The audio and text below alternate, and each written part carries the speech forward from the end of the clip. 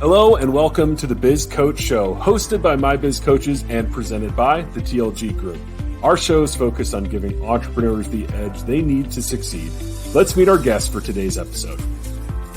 Our guest today is Carly Whiteside, the owner of Copper Wren Law, the first 100% woman-owned alternative business structure law firm specializing in estate planning, probate litigation, and trust administration. Learn more at copperwrenlaw.com. Well, Carly, it is great to have you with us today. How are you doing? I'm good. How are you, David? I'm doing really good. Yeah, thanks for asking. And Eric, how are you doing today? Doing excellent, David. Thank you. Awesome. Fantastic. Well, always good to hang out with you. And Carly, very excited to have you on the show with us. We're going to be talking a bit about your journey, starting a law firm. But I figure before we dive into that, would love to learn just a little bit more about your journey, if you don't mind sharing that with us. Yeah, absolutely. Thank you for having me today. I started a alternative business structure law firm, which basically means a non-attorney owned law firm in Arizona, the first 100% woman owned. A lot of the other ones have multiple people involved in ownership.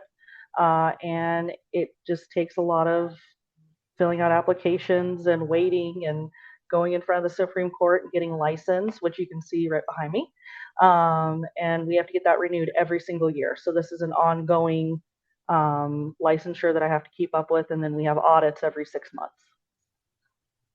Wow. Awesome. And what kind of led you into, wanting to go the direction of law and then eventually starting your own firm? So ever since I was little, I wanted to be an attorney. And then, as we all know, life happens, and I just couldn't go to law school. It wasn't in the cards. So I went and got my paralegal degree, started working at firms, worked for the AG's office here in Arizona, worked for a couple private firms, did some litigation funding work. And I just really liked the part where I could help people.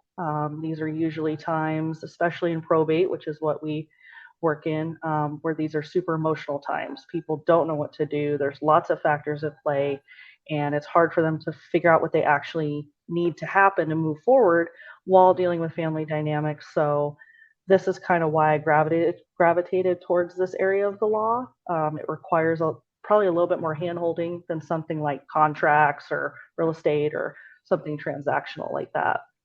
Okay, that makes sense. And I mean, certainly, you could have continued working for other firms, but what was like that catalyst for you that made you think, man, I want to start my own firm. I want to do this alternative business structure thing? Honestly, I just kind of looked around and was like, this can be done a better way.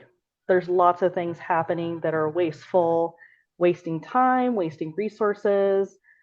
Clients can get a better experience. Just things can be streamlined a lot. And I thought, you know what, I'm gonna do this. I'm gonna figure it out.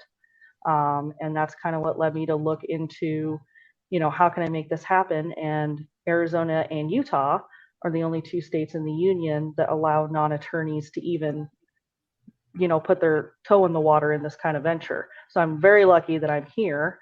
Otherwise this, would have to go a different way. But I wanted to make it better. I just wanted to do things better. Awesome. Makes sense. Well, when I hear standing in front of the Supreme Court, that makes me a little nervous. So as you're talking about the process you had to go through to get this structure set up, I'm curious kind of how did you prepare for that? Like, what was that process like to go through this from start to finish? So it was about a 4-month lead time to even get in front of them. So I did the research, started the LLC, got that handled. I actually engaged the leading ethics attorney in Arizona who sits on the board, who decided that an alternative business structure should be a thing in Arizona. So I had a lot of support from her. She helped me and then the attorney with our application. Part of this process is I do have to have something called a compliance attorney. And their role is basically to make sure that just because I own a law firm, I don't practice law, which I have no interest in. Pass. And we're doing everything how we need to do. She helped us along the way, kind of letting us know this is what they're looking for. I believe the application is about 30 pages, and then he and I each had to do a 15-page individual application. They do a full comprehensive background check on us, like from day one.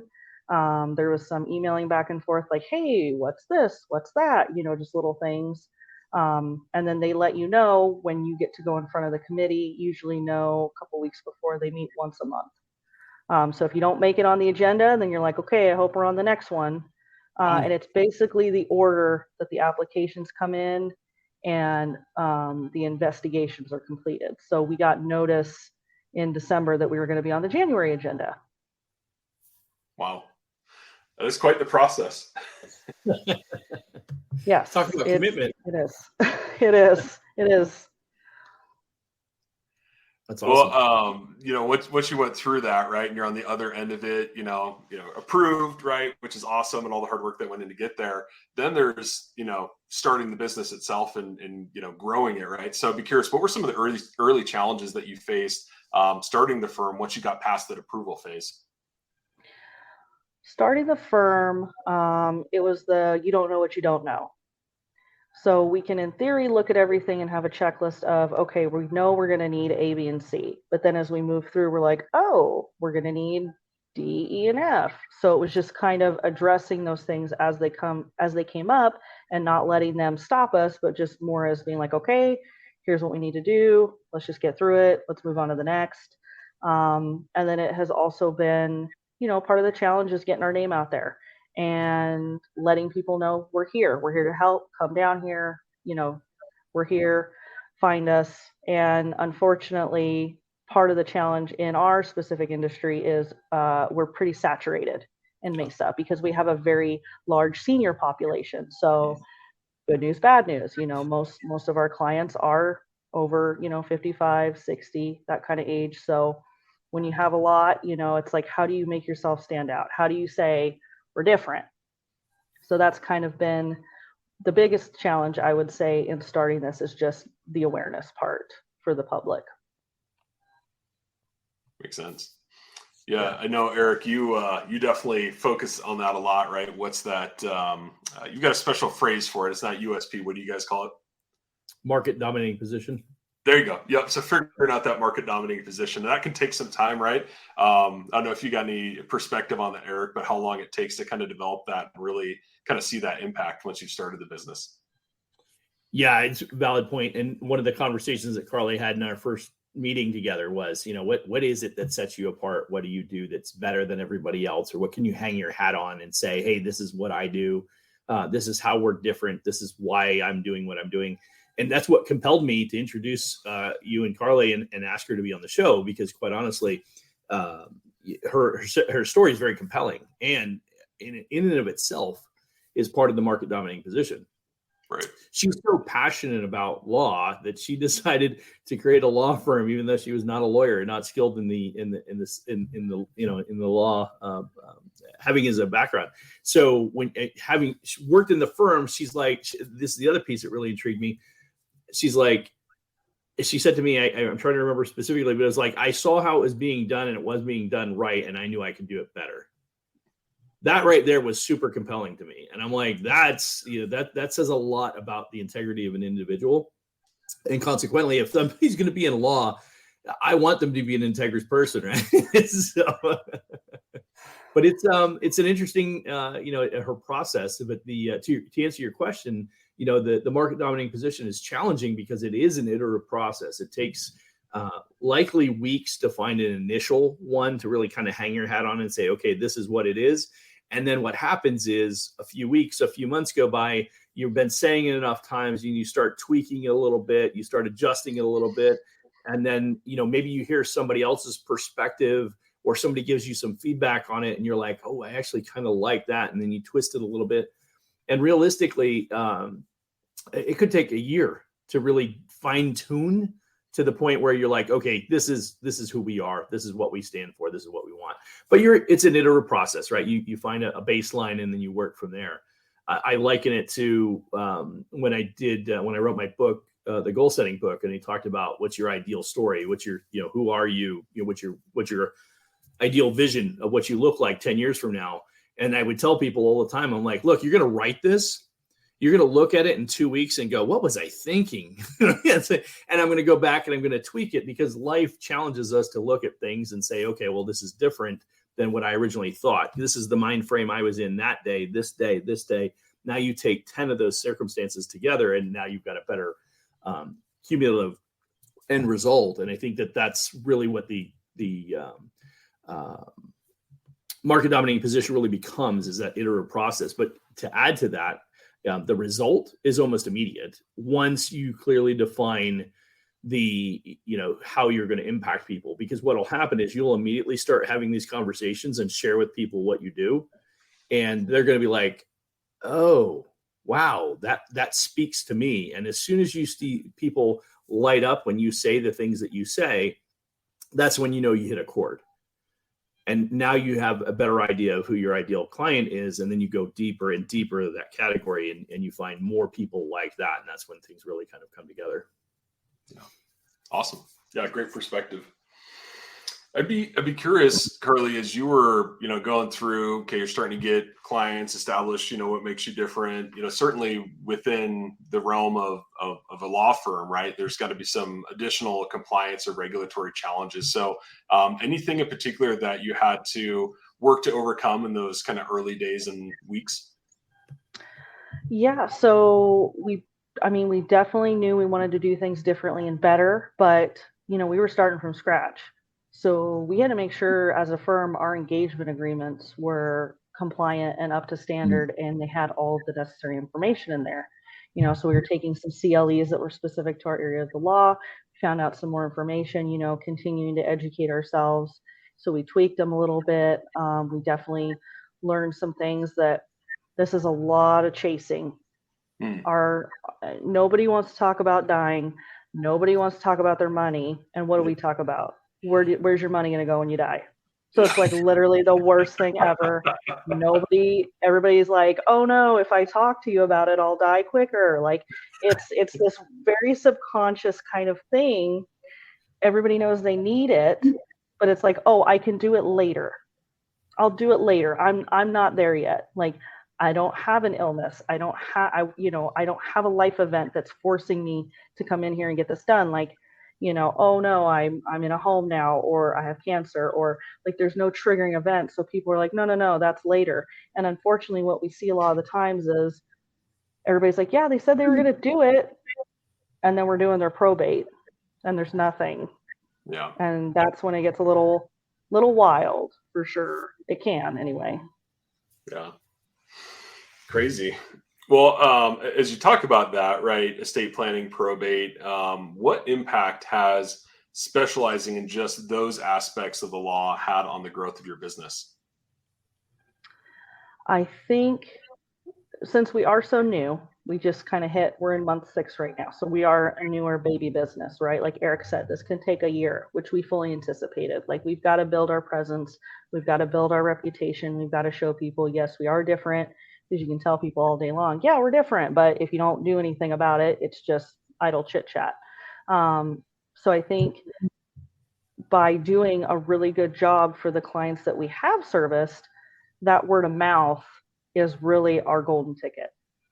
Because when people find, an accountant, an attorney, financial planner, those kind of trusted fiduciary positions, and you do a good job and you're straight up and you don't bleed them dry, they will tell everybody they know, you need to go over there.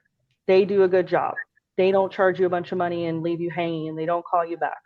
So that's kind of been our focus, is just doing what we do every single time and being as consistent as possible. And we are working with people.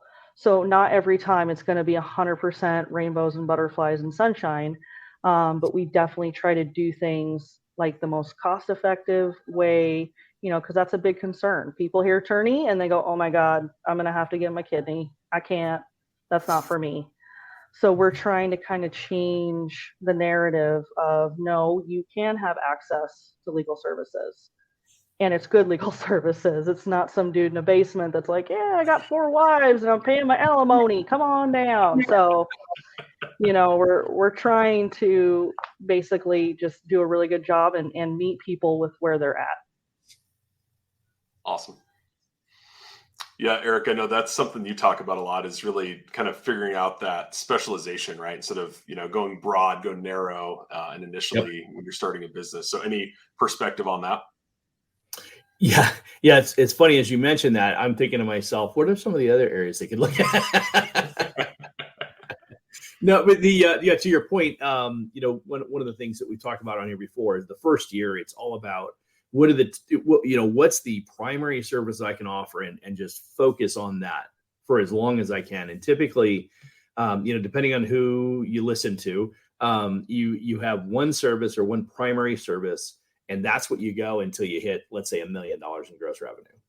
And then once you hit that point, then you start adding in incremental services. However, there are things especially in the law, because there's a lot of different variations of what they do with preparation. So when you're going through that, there's a handful of other categories you can kind of look at, and you can be extensions of the service. But the discipline of staying true to your primary service also helps in the market dominating position, because you make it very clear, this is what we do. We do it better than everybody else, and this is why we do it better than everybody else. Again, that goes right into your marketing, and then allows you to kind of use that to drive home the message to your clients, right? That when somebody reads the marketing that you do, it could be you in a networking event, it could be something that you put on your website or your social media content, but whatever it is, when people read that message and they're like, oh, I feel like Carly is talking to me. That's when you've got that ideal client in mind. The messaging is landing, and you're going to get more of those people. So if that's your ideal client, then that's you hit the chord, you hit the right spot, and then you kind of go deeper on that. But that's why we challenge people to really stick with one service in the beginning, or one primary focus, because the better you get at that, when you add the second and tertiary products or services, you now have the ability to extend on that, but you've got a very good idea who your primary client is. Yeah, absolutely. Well, Carly, you talked about, month 6, I think, right? So you're growing, you're, dialing in exactly what makes you different. You're getting that word of mouth.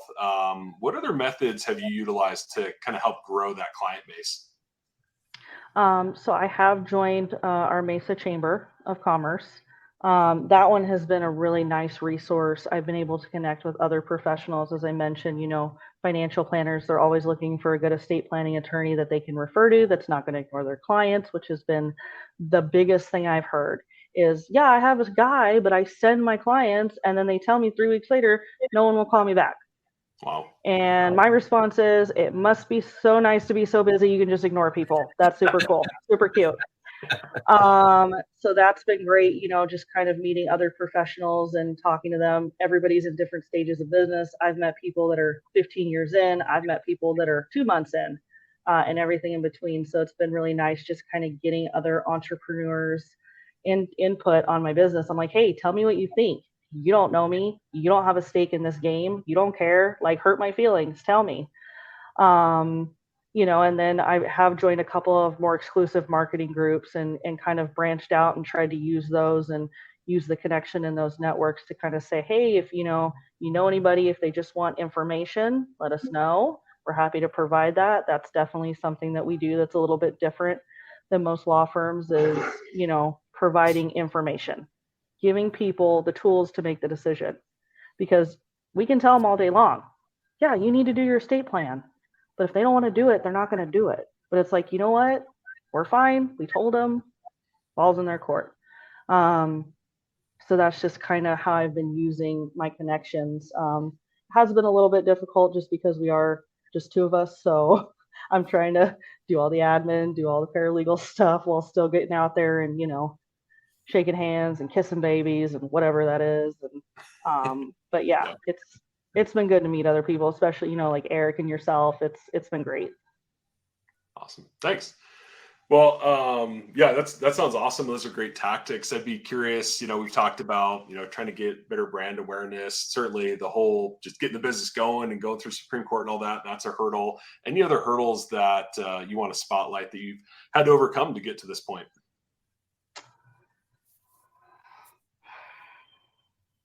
Or Just maybe kind of some lessons, maybe some lessons you learned along the way. Some lessons? Yeah. Let's see here. Probably that I intellectually knew that this was going to be a lot of work, but nobody really knows how much work it is till you get in it. So I'm like, wow, I feel like, I'm doing all of these things that I'm supposed to be doing, but I'm not seeing it. Like, it's not tangible yet because it's a process. And intellectually, I'm like, yeah, it's a process. We're only in month 6. We're doing great. Like, it's fine. But on the inside, I'm like, I just want it to work. Why isn't it working? And I think a lot of business owners can kind of feel that way, is you feel like you're just pouring everything into it all the time, and it just takes a minute, and you have to kind of give yourself a little grace and patience. Like, I am doing everything I can. So I think that's probably one of the biggest hurdles that I've had. I am definitely a type A personality. I know you would never guess. And so I'm very much one of those people that has a list. I get my list done, and then I go to my next list. And starting this business, there has been things on the list that just take time, and I have to keep coming back to it. And I'm like, God, I feel like I just did this, but it's like, no, it's just the next part of the, my list has turned into subsections of the list. Yeah. So I think it's mostly been like an inner journey of, nope, you're doing what you can. Just let it go. There's nothing you're going to do about it right now. Just keep one foot in front of the other. Absolutely. Yeah. I would add to that, Carly, is that to your point, there's the process, right? And you plug into the process and you do the things in your process. To your point, keep checking things off the list, keep doing the things you need to be doing, and then trust the process, which is probably the hardest part. It's funny, as you made the comment, and you're like, I just want this to work. Well, the irony is I literally had a session, a new onboarding conversation with somebody 2 weeks ago who's been in business for 7 years who feels the same way. So if that makes you feel any better or worse. It makes me feel better. And it's, I think you mentioned earlier, I mean, the first thing you said is, hey, I intellectually I knew this, but emotionally, I think that's the key, right? Is emotionally, I didn't realize what it was going to look like, the process. And I remember years and years ago, I came across this cartoon, and it was what people think of business success. And it's like a straight line from bottom left to top right, and it goes like this. And then the journey's really like, and it's like this squiggly line going all different directions. And I think that everybody gets into it. They know it looks like the squiggly line that looks like a bowl of spaghetti, but in their head, they're still envisioning, I'm going to have this direct line, and it's going to progress the way that it needs to.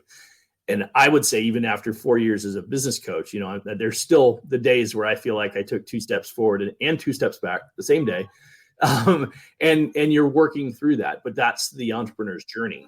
And that's the challenge that a lot of business owners don't know and won't know until they experience it. And that's really, you could coach to it all day long, quite honestly, but I couldn't prepare you mentally for what you're going to get yourself into, because the reality is, first of all, everybody responds differently, but additionally, I could, like you said, intellectually, you knew it was going to be hard work, but you're still doing it. And you're like, man, when is this going to break through for me? When is this really going to kind of take off the way I'd hoped for? And I think that's the challenge that a lot of owners all feel. And as I said, literally, I had somebody who's 7 years in the business and what they've been doing, and they're very good at what they do. But 7 years into it, they have different problems, to be fair, but they're still frustrated, right? Because the business has evolved to a certain level, a certain degree, and now they're struggling with something else that's developed over time, and they'll have to work through that. And so now they've asked me to help them progress through that. But I think the key is to understand is that you do what you need to do, and you stay consistent with that activity. If you stay focused on the activity, the results pay dividends. It's the people who get frustrated and then stop doing the things. That's when things come back and bite them in the butt. Absolutely. Yeah. Well, Carly, I'm curious if you had to do it all over again. So rewind the clock, 6+ months, anything you do differently? Are we talking about the business or like that's pretty Yeah, broad? yeah, the business. Sorry. I'm just kidding. I would do it again.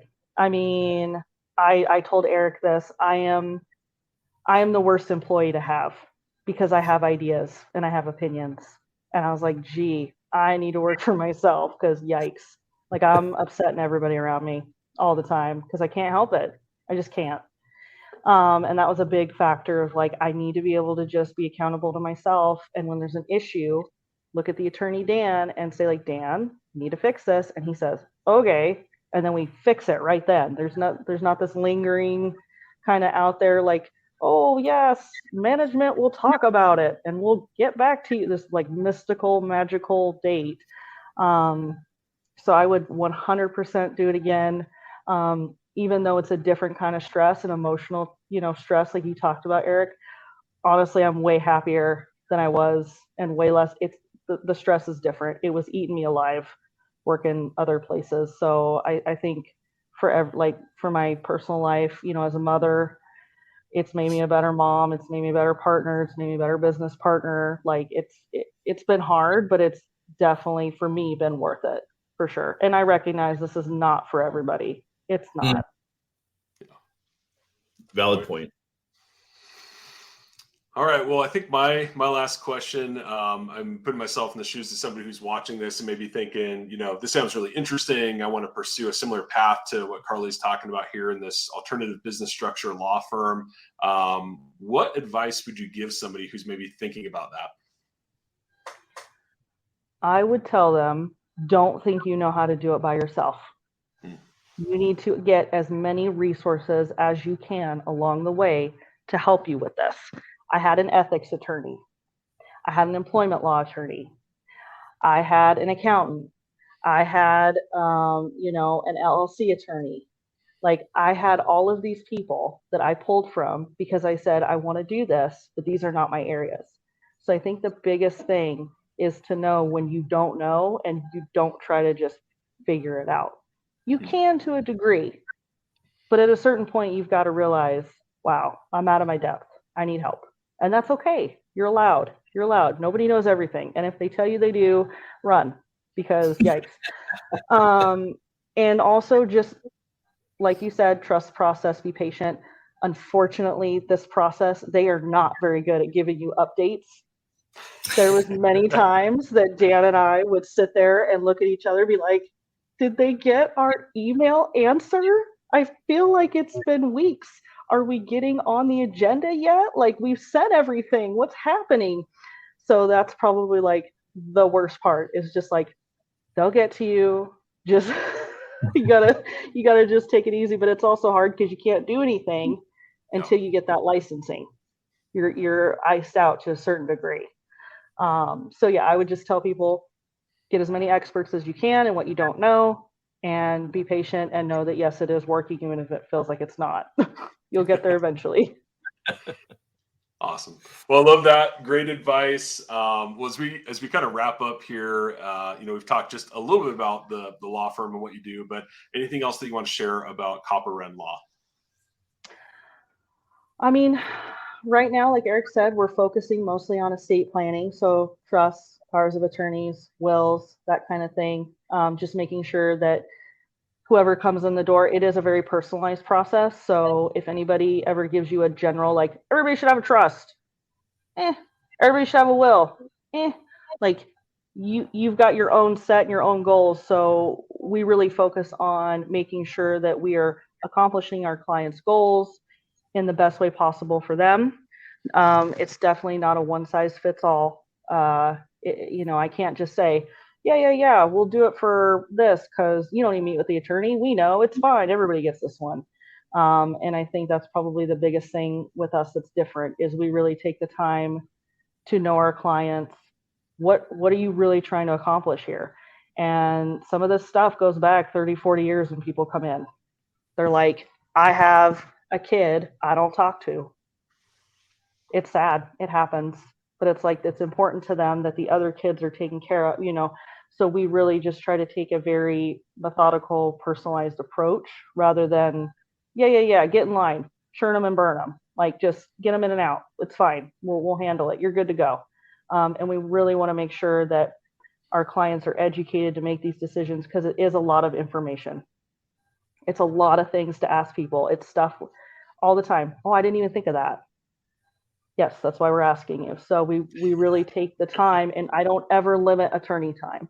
I have got clients that need 45 minutes with Dan, and they are golden, and they ride off into the sunset, and they're happy as a clam.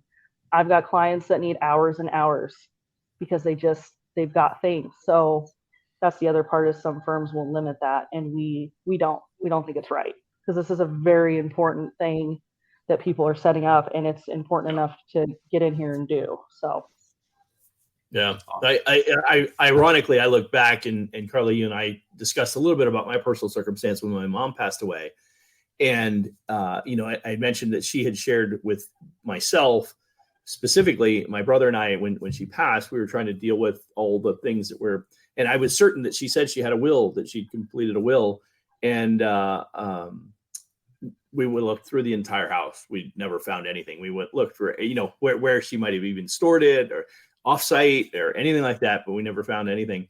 And going through the hassle of cleaning up the messes, right, and getting title of the car and the house, and I told you my circumstance. It was a better situation in our particular case because we purchased the house, but the other things that were that had to be dealt with, all while trying to deal with the emotional trauma of having lost a loved one, right? And it's crazy to me that people have those different perspectives. I literally have spoke to people, and they're like, they'll figure it out.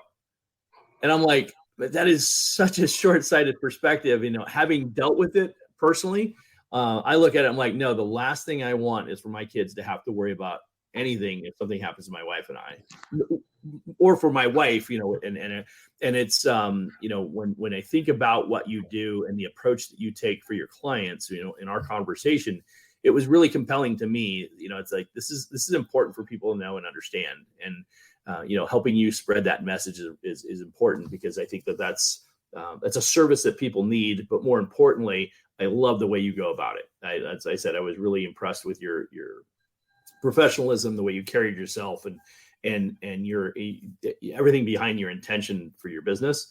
And I think that's a great statement. And I think it's valid for everybody to hear, you're going above and beyond to make sure that people can afford, not necessarily afford, but can get to the service that they need and that they're entitled to make those important life decisions.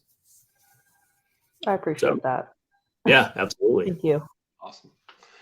Well, Carly, appreciate you sharing all the insights with us. I think if anybody wants to learn more about you or Copper and Law, head over to copperandlaw.com. Is that the best place to find you?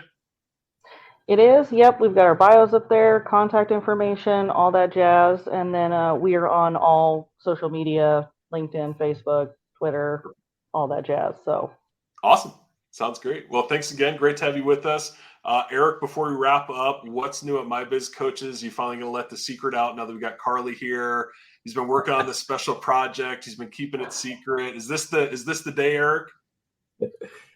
Today is not the day, David. Oh, man. Come on. I don't even know what it is, and I want to know now. Dang. All right. Sorry. I thought it'd be the day, but all right. Well, Eric, then what's new? What can you share about what you're doing at My Biz Coaches? Well, I was going to say it's episode 30, and I'm pretty excited about that. There you go. Okay. Yeah, that is big. That is a big milestone. That's right. It's 30 episodes now. We our discipline of keeping up with this program. I think the value we're getting from this and the people, it's funny because I literally had somebody this week reach out and they read the newsletter that we started a couple of weeks ago, and they responded to the newsletter. And I said, well, if you like the newsletter, check out the show. And they're like, oh, you have a podcast? I'm like, yeah. So I sent them the link. They responded back and they said, that's amazing. I watched like 9 shows. I binge watched. And I got to be honest with you, David, I'm like, I don't know if I could handle 9 shows of David back to back to back. Well, Eric, geez, that's a lot. Exactly. But yeah, he was like, yeah, I binge watched 9 shows in a row. I'm like, that's amazing. That's awesome. We really appreciate the support. Oh, nice. Oh, that's awesome. Oh, cool. Yeah, okay. No, news to come shortly. Maybe it'll be around my birthday. Okay. All right. Well, you never know. You never know. So That's right. Good stuff. Well, Eric, always great hanging out with you. Carly, once again, great to have you with us. And thanks for your time today. Absolutely. Thank you guys for having me. It was fun. It's Awesome. always hard to talk about yourself, so thank you. Absolutely. Yeah. Cool. Well, and to those watching and listening, we'll see you on the next episode. Thanks, everyone.